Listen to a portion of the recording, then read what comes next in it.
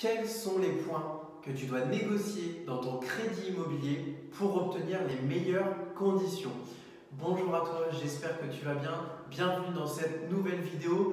Aujourd'hui, je veux te partager mon savoir-faire en tant qu'ancien banquier et je vais te donner une astuce qu'on utilisait avec nos clients et surtout qu'on conseillait justement à ces bons clients et qui aujourd'hui m'aide maintenant dans ma carrière d'accompagnateur, dans ma carrière de conseiller en investissement locatif. Et justement, cette astuce, elle peut venir changer toute la donne dans ton prêt immobilier. Alors, c'est assez simple. Vous êtes la majorité à refaire malheureusement la même erreur, c'est-à-dire que quand vous allez chercher un crédit, vous voulez la durée la plus longue, vous voulez le meilleur taux de crédit, le plus faible apport, et vous voulez tout optimiser. Je ne veux pas payer des frais de dossier, je ne veux pas payer des pénalités de remboursement, je ne veux pas payer l'assurance, je ne veux pas payer l'assurance de crédit, toutes ces choses-là où en fait la négociation commence en bonjour monsieur le banquier, je veux un bien immobilier, donc j'ai besoin d'un crédit, mais par contre je ne veux pas ça, ça, ça. Et justement, cette erreur ne doit pas être produite quand tu es dans le bureau du banquier. Tu dois justement anticiper ta négociation avant d'aller dans le rendez-vous et tu dois savoir quels seront les points qui vont réellement te faire gagner de l'argent. La première chose, c'est qu'au niveau du taux d'intérêt, je t'invite à prendre un simulateur et tu vas te rendre compte qu'en fait, l'économie que tu fais par dixième, même sur 20 ans, n'est pas si énorme que ça et qu'on peut largement la compenser. La deuxième chose, c'est que rends-toi bien compte d'une chose, c'est que même si tu empruntes sur 20 ou sur 25 ans, ce n'est pas pour cette raison-là que tu vas garder le bien toute cette durée. Il faut savoir qu'en moyenne, un Français garde son bien immobilier 7 voire 8 ans maximum. Certes, c'est une moyenne, mais cela veut dire qu'il y a des gens qui font moins et il y a des gens qui font plus. Mais ça ne veut pas dire que les gens vont forcément jusqu'au bout du crédit. Donc ça veut dire que déjà, ce coût supplémentaire qui t'est fait sur toute la durée ne sera pas supporté toute la durée. La deuxième chose, c'est que si tu donnes un rapport gagnant au banquier, que tu expliques au banquier que toi, justement, tu es là pour lui donner à manger parce que tu as compris que ce qui allait lui faire gagner sa vie à l'instant T, ce n'était pas forcément l'argent qu'il allait te prêter et les intérêts qu'il allait toucher, c'était les frais de dossier, c'était les frais sur l'assurance du bien immobilier en lui-même et c'était l'assurance de crédit. Et bien tu te retrouves dans une situation où cette personne va être contente que tu lui donnes des cartes et derrière va être beaucoup plus enclin à la négociation. Et au final, tu vas te retrouver dans un système où cette personne va peut-être se faire cette faveur de dire monsieur, vous avez pris tout ça chez moi, donc finalement je vous accorde le taux que vous auriez aimé avoir, ou si vous ne m'avez pas demandé de taux, sachez que je vais vous faire une réduction parce que je suis plus ouvert, parce qu'il y a du gagnant-gagnant. Donc ça veut dire que finalement, de ne pas avoir réclamé quelque chose, derrière vous l'avez obtenu parce que soit le banquier vous l'a proposé, soit parce que vous l'avez demandé, mais à partir du moment où vous lui aviez donné des billes. Et la chose où vous pouvez aussi vous rassurer, où tu peux te rassurer, c'est justement que l'assurance du bien immobilier, tu peux satisfaire le banquier en lui disant voilà, moi je vous donne à manger, je vous la donne. Mais rien t'empêche au bout d'un an de modifier l'assurance et de la basculer à la concurrence et de payer moins cher. C'est-à-dire qu'au final, tu auras peut-être payé 10 € de plus pendant 12 mois, ça fait 120 €, sauf qu'en intérêt, tu as économisé beaucoup plus. Ou en autre point négocié, tu as gagné beaucoup plus. La deuxième chose, c'est que sur l'assurance du crédit, c'est exactement la même chose. Aujourd'hui, tu peux la modifier une fois que tu as signé ton crédit. Il y a deux choses qui te permettent de le faire. C'est soit la loi Hamon qui va te permettre justement de le modifier à partir de l'échéance. Donc pareil, c'est-à-dire que tu n'as payé que pendant un an. Soit c'est la loi Bourquin qui, cette loi, te permettra de changer n'importe quand à la prochaine échéance. Donc pareil, une nouvelle fois, tu te retrouves dans un système où en partant chez des assureurs qui sont moins chers, tu as fait plaisir au banquier, mais après d'ailleurs tu es venu optimiser la chose.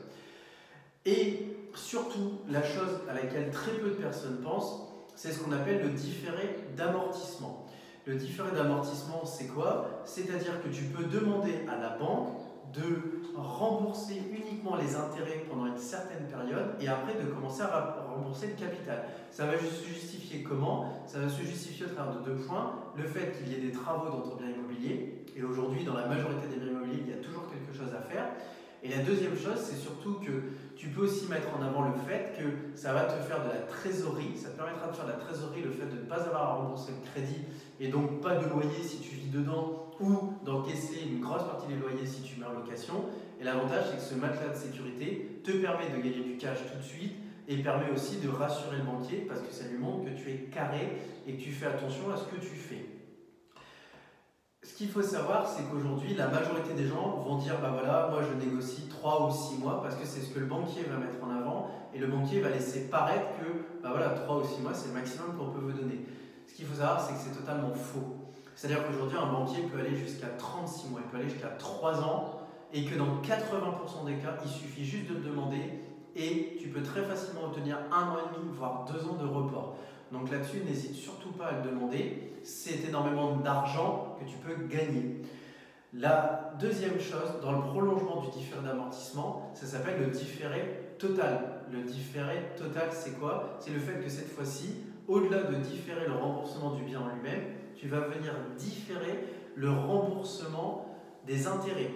Donc l'avantage c'est pareil, c'est que en fait, le reste va venir se comprimer sur le montant restant du bien et donc sur les mensualités restantes. Sauf que comme le bien, tu ne le garderas pas toute la durée, et bien finalement, ces intérêts supplémentaires, tu n'en payeras jamais toute la totalité. Et la deuxième chose, c'est surtout que, pareil, une nouvelle fois, vu que tu dégages des intérêts qui peuvent vite représenter plusieurs centaines d'euros, tu te retrouves dans un système où tu encaisses encore plus d'argent. Alors bien évidemment, je vois ta question venir qui est « Oui, mais Victor, si je ne rembourse pas de capital, c'est-à-dire que le montant de mon bien, il ne baisse pas. » La chose que j'ai envie de te répondre, c'est qu'aujourd'hui, à partir du moment où tu as bien acheté, et quand je dis bien acheté, c'est que si tu devais revendre dans l'urgence, tu revendras au même prix que ce que t'a coûté le bien en intégrant les frais de notaire et les divers frais annexes comme des frais d'agence immobilière, etc. Et tu te retrouves dans un système où, au final, que ça vienne directement dans ta poche ou que ça vienne en déduction du prix, c'est la même chose. Sauf que dans la réalité, ce n'est pas forcément la même chose parce que d'un côté, tu toucheras l'argent hypothétiquement le jour où tu revendras, de l'autre côté, c'est maintenant. Et c'est là que tu peux te servir de cet argent pour faire des projets et pour justement créer une synergie si tu es investisseur et réinvestir plusieurs fois. Et si tu achètes ta résidence principale, être dans ce système où voilà, je le garde pour moi et cet argent-là peut servir pour acheter des meubles, peut servir pour changer la voiture, peut servir pour avoir des économies, peut servir à plein de choses. Et ça, c'est quelque chose qu'on vous met rarement en avant. Voilà, et bien écoute, j'espère que cette astuce sur le crédit t'a été utile.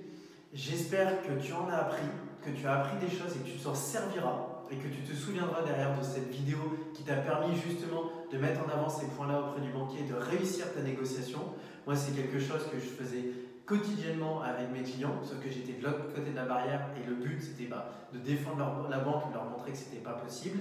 Et à l'inverse, quand j'avais des personnes qui avaient la connaissance, comme maintenant c'est ton cas, et si c'était le cas avant, je te félicite d'être encore là à m'écouter et de renforcer tes connaissances au quotidien pour en savoir plus. Et justement, c'est l'inverse. On est dans ce système où comme on en connaît, et comme on voit que le client il sait, on a envie de lui faire des faveurs parce qu'on sait que c'est cette personne qui derrière va nous nourrir. Donc voilà, cette vidéo prend fin, j'espère qu'elle t'a plu. Comme d'habitude, je te laisse laisser un pouce bleu, c'est la façon de me remercier pour tout ce que je te partage. N'hésite pas à t'abonner si ce n'est pas encore le cas. C'est une vidéo au quotidien sur des astuces comme je viens de te partager, sur des anecdotes que j'ai vécues avec mes clients dans mon ancien métier ou que je vis aujourd'hui dans mon métier de conseiller en investissement locatif. Et puis après, c'est pareil. N'oublie pas, si aujourd'hui tu te formes, si aujourd'hui tu t'instruis, mais que tu as besoin de plus d'informations, n'hésite pas à me solliciter, tu as mes coordonnées dans la description, ça sera avec plaisir. Je te dis à très bientôt et je te souhaite de très bons achats immobiliers. Ciao!